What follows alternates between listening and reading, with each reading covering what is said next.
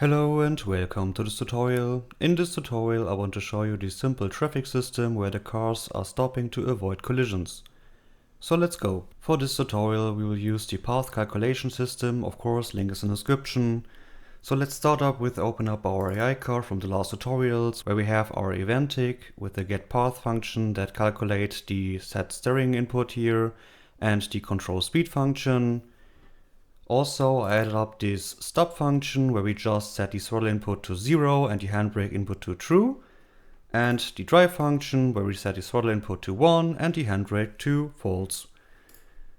Let's open up the control speed function because we have to make a little adjustment here. Of course, we need a branch, then we need the false case, we take out the vehicle movement and get the handbrake input and just connect it to the condition here.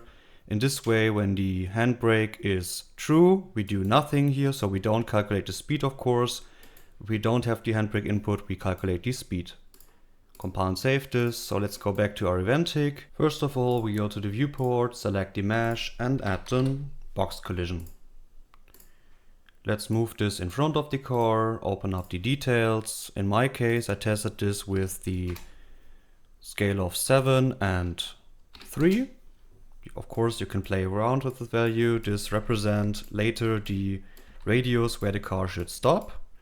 Then we go down to the collision presets here. We select the custom one, ignore everything and select the porn and the vehicle for overlap. In this way you can decide for which object type the car should stop later. Be sure that you place the box collision in front of the car, not inside the car, otherwise it will recognize itself. Compile and save this. Let's go to the event graph here. We take out the box collision itself, say get overlapping actors and keep it like this here. Then we get the length. From the return value we say greater than 0. Of course we need the branch to ask. On true we just call the stop function, and on false we just call the drive function.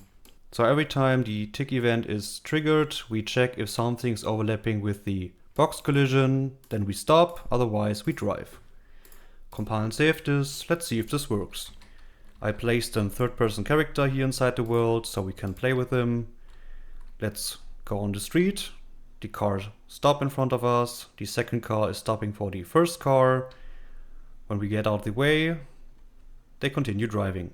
In the next tutorial I will show you how this traffic light is working so that the car is stopping for the traffic light.